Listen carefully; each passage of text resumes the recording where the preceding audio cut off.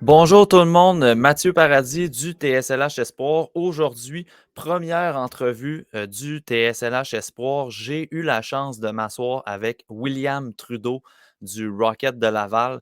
Euh, Si vous aimez l'entrevue, si vous aimez le contenu qui en ressort de cet entretien avec le défenseur du Rocket, partagez l'entrevue sur vos réseaux sociaux. Abonnez-vous aussi à notre chaîne YouTube. Euh, L'entrevue est aussi disponible en audio sur Spotify et sur Apple Podcasts. Donc, pour être sûr de ne rien manquer, parce qu'on va avoir d'autres entrevues qui vont venir cette saison, cliquez sur abonner sur YouTube. C'est super apprécié. William a pris un 15 minutes avec moi pour discuter, entre autres, de son début de saison avec le Rocket, la signature de son contrat, comment il a vécu ça à l'interne, à son niveau, au niveau de son entourage aussi. Donc, un bel entretien qu'on a eu avec le défenseur, l'espoir des Canadiens de Montréal. Donc, merci beaucoup. Merci beaucoup de consulter l'entrevue. Merci de la partager. Merci de nous suivre sur nos différents réseaux au niveau de tout sur le hockey, donc sur Twitter, Facebook. Merci de consulter notre contenu également. Donc, je vous laisse à cette entrevue avec William Trudeau. Bonne écoute.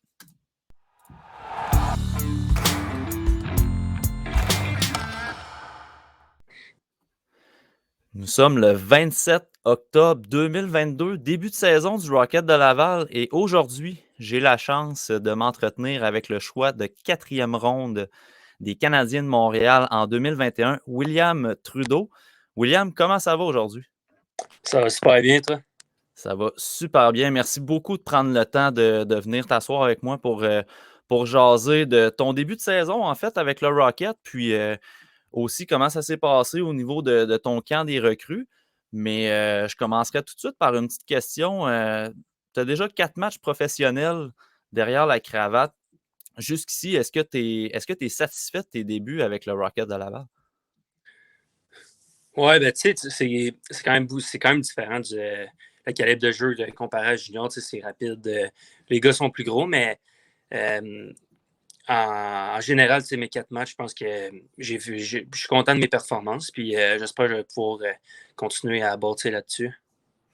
Tu parles justement des ajustements, tu sais, à apporter entre la LHJMQ. Tu sais, tu parlais de la rapidité et tout ça, mais ce serait quoi, selon toi, le plus gros ajustement que tu as à faire à partir de la LHJMQ vers la Ligue américaine à l'âge de 20 ans, justement? Euh, je dirais, tu sais, c'est surtout la vitesse, tu sais, la vitesse des jeux. Il faut tout le temps que tu sois prêt, il faut que tu joues vite. Puis il y a aussi le côté robustesse. Il faut quand même que. Faut pas que tu te laisses, faut pas que tu te laisses imposer, puis qu'il faut que tu sois capable de jouer robuste parce que c'est du monde qui sont plus vieux que toi, c'est des joueurs de hockey, ils ont une bonne shape, donc il faut que tu sois capable de t'ajuster à ce niveau-là aussi. C'est-tu quelque chose que tu t'attendais en arrivant dans la Ligue américaine cette année, que tu as pris, dans le fond, les moyens cet été pour améliorer soit ta puissance ou tu sais, avec l'entraînement en salle? C'est-tu quelque chose que tu as su préparer avant la saison? Ouais, ben tu sais, cet été, je me suis entraîné à Brossard avec les préparateurs physiques du Canadien. Donc, tu sais, j'avais un plan un petit peu qui était fait pour moi. Donc, on a pu comme travailler sur ce que j'avais besoin. Puis, tu sais, la puissance, puis tu sais, juste devenir plus fort physiquement, c'était beaucoup d'un critère qu'il fallait que j'améliore. Puis je pense que c'était ça, on a fait une super bonne job à ce point-là. Good. Si on revient, William, sur ton début de saison, tu sais, vraiment avant le début de saison du Rocket, je pense que, ben, en fait, à mon avis, puis je pense qu'à l'avis des partisans puis de plusieurs observateurs, tu as connu un excellent camp avec le Canadien, là, pour vrai. Puis, c'était ton deuxième camp des recrues, hein, c'est ça? Tu es Ouais. allé la première année, puis cette année, c'était ton deuxième camp des recrues? Ouais, non, ouais, c'est exactement ça. Puis, tu sais, ça a super bien été. On est arrivé à Buffalo, puis tu sais, j'ai juste joué ma game. Puis, tu sais, je pense que de m'être entraîné, comme j'ai dit, à Brossard avec des joueurs professionnels, tu sais, je pense que ça m'a aidé beaucoup. Puis quand je suis arrivé à Buffalo, tu sais, ça a super bien été. Puis pendant tout le reste du camp aussi. Puis ça t'a permis d'avoir une invitation, en fait, au vrai camp du CH. Comment on se sent quand on obtient un vote de confiance comme ça à l'âge de 20 ans? Tu sais, tu es un choix de 4e ronde, il y avait des choix de première ronde là-bas, il y avait des jeunes que ça fait quelque temps, tu sais, qui aspirent à faire, à avoir un poste dans l'alignement. Toi, en tant que joueur de 20 ans, c'est comment qu'on se sent qu'on obtient le vote de confiance d'être au grand camp du Canadien? Ben, c'est sûr qu'on se sent bien. Là, c'est une belle marque. Puis, ben, cette année, on était quand même beaucoup. Il y avait beaucoup de joueurs. Je pense que la majorité y avait été. Donc, ben, c'est quand même super le fun. Tu peux te mesurer contre les meilleurs puis pratiquer avec les meilleurs. Puis, ouais, non, je pense que c'est une super belle marque de confiance. Puis, on a parlé un petit peu de la préparation physique. Tu sais, tu disais que tu t'entraînais à Brossard, mais je suis curieux de t'entendre. Est-ce qu'il y a une différence au niveau de la préparation mentale à un premier camp des recrues? Là, après ça, on arrive au deuxième camp des recrues, puis on arrive au camp du CH. Est-ce qu'il y a une préparation mentale différente à l'approche de ces camps-là? Euh, ben, quand même, mettons l'année passée, à mon premier camp, je pense que c'est pareil aussi pour tous les joueurs que c'est leur premier camp professionnel. Tu sais, t'es quand même, t'as un peu moins de confiance, c'est nouveau pour toi. Tu connais un petit peu moins de monde. Puis quand tu arrives à ton deuxième camp, les gars, c'est pas la première fois que tu vois leur visage. Puis c'est ça, t'as pratiqué avec la majorité pendant l'été. Donc, je pense que ouais, à ce point-là, ta confiance, puis t'es moins stressé aussi. Ouais, c'est l'aspect du nouveau, j'imagine, qui est comme moins là. Fait que ça doit être une grosse différence pour toi, là. Ouais. Ben, il y en a aussi que ils vont arriver à leur premier camp, ça va super bien aller. Puis, il y en a d'autres aussi qui vont se sentir un petit peu plus petits, je peux dire ça. Donc, c'est différent pour tout le monde, là. Euh, Tantôt, je parlais que l'organisation t'a donné un vote de confiance. Le public, les partisans, en fait, t'ont donné un vote de confiance pour tes performances pendant le camp des recrues. Moi, je voulais savoir, en tant qu'athlète, comment on vit cet aspect-là. Tu sais, sur les réseaux sociaux, plusieurs ont démontré tu sais, que tu avais bien joué. Ils étaient agréablement surpris de tes performances. Comment on vit ça comme athlète à l'égard des partisans, là, tu sais, après tes performances, que ce soit sur les réseaux sociaux, sur les tribunes, peu importe. Comment on a ce regard-là des partisans qui observent tout le temps les jeunes espoirs? Comment on vit ça à l'interne, selon toi? Ben, je pense à tout le monde qui est repêché ou qui joue à Montréal ou dans l'organisation, ils savent que c'est un gros marché puis que les réseaux sociaux se font beaucoup aller. Puis, ben, c'est sûr que c'est plaisant quand tu vois des commentaires positifs, mais il ne faut pas trop que tu commences à t'enfler la tête là-dessus, là. Je pense que quand tu voyais des, euh, ben, des articles ou peu importe, tu essaies de ne pas trop les regarder puis de continuer à focuser sur ce que tu as à faire. C'était juste le camp des recrues, puis il y avait encore beaucoup de travail au main camp, puis là, en plus, à aller au camp à Laval. Donc, je pense qu'il fallait pas trop que. Ben, c'est sûr que tu les vois passer sur Facebook ou peu importe, là, nomme-les, mais il faut que tu essaies d'avoir la tête froide. Oui, effectivement. Des fois, ça doit être dur, j'imagine, parce qu'il y en a que c'est assez intense là, dans leurs réactions, là, mais effectivement, le marché étant ce qui est à Montréal. Ouais. Euh, Dans le fond, je voulais savoir, William, quand tu es parti du camp, est-ce que c'était prévu que tu allais rejoindre le Rocket ou c'était un peu flou à savoir si tu revenais à Charlottetown? Puis, est-ce qu'il y a des choses qu'on t'a mentionnées que tu devais travailler cette année au niveau de ton jeu? Euh, non, ben, je dirais que c'était quand même. En arrivant au camp, c'était quand même flou, là. J'étais vraiment pas assuré d'aller au camp du Rocket. Puis je pense que c'est de plus en plus que le camp avancé, là, ils m'ont dit OK, il peut avoir sa chance au camp. Donc, ouais, j'ai eu mon invitation là. Puis euh, je pense, c'est sûr que faut que je continue à travailler sur donner plus fort physiquement. Puis, mais à part ça, j'ai pas tant eu de commentaires. C'était plus comme on a parlé de mon camp. Puis après, ils m'ont dit qu'ils allaient me, m'aller, qu'ils vont, Ils vont te garder. Ouais. me garder à Laval, c'est ça. Puis le contrat professionnel est arrivé un petit peu après, j'imagine, après tes rencontres? Ouais, ouais, non, c'est ça. Il y a eu des discussions, puis ça a pris. Je pense que c'est arrivé ça fait 2 semaines, une semaine. Ouais, à peu près 2 semaines, me semble, de Ouais, mémoire. donc, ouais. Puis comment tu sais, à 20 ans, comment on accueille cette nouvelle-là à ton niveau, mais aussi de ton entourage? Parce que je pense que ta famille tu sais, t'a soutenu beaucoup dans ton parcours. Tu sais, dans le sens que ton parcours n'a pas été rose comme certains espoirs, tu sais, qui sont sûrs d'être repêchés en première ronde. Toi, tu as travaillé fort tout le long. Tu as eu une super belle progression. Euh, Puis tu as eu l'appui aussi de ton entourage dans tout ça. Donc, comment on accueille cette signature-là de ton côté, mais aussi de ton entourage?